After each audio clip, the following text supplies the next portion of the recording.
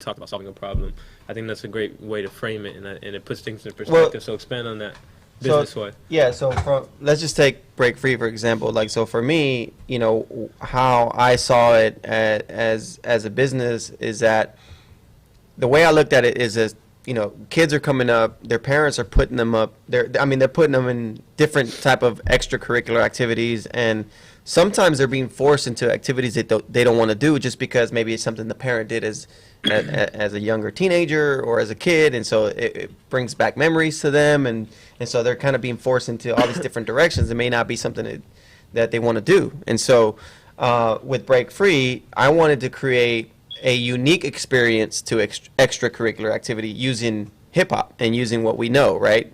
Breaking, DJing, MCing, and graffiti art, the elements that we know that we've been a part of for so long, or let's just say that I know, because I started this, kind of with the vision on my own, and then kind of flourished from there. But I felt like I'm able to solve a problem with that, right? Because not every kid wants to play basketball, not every kid wants to do soccer. So if they find a different outlet or different activity, they might be able to connect and relate differently. And the beauty about what we do is, kind of the creative expression side, right?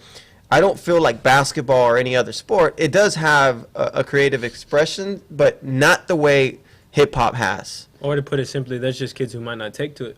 Yeah, there's a if we identify the problem that we're solving and we put it simply, there's a large group of kids who don't take to basketball or any other mainstream sport, and that leaves them with what is my outlet?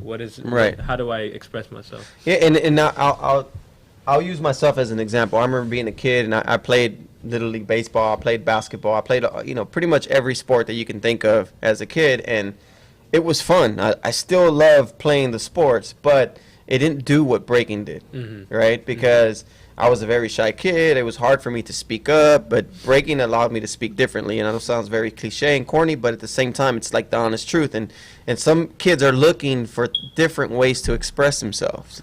And I truly believe that breaking and other hip-hop art forms were bringing that to young kids, and not even just young kids, but anybody. And so that was kind of the idea behind building a brand or a business around Break Free, because people were teaching it, but they weren't doing it to a level where it can be something that's ongoing and growing for years to come, right? You can teach breaking for 20, 30 years. Any pioneer, anybody can say, "Oh, I've been teaching breaking forever," but has it been structured? Has there been an infrastructure that is a, how do I say it, like a sustainable model that can convert to something long term, right? You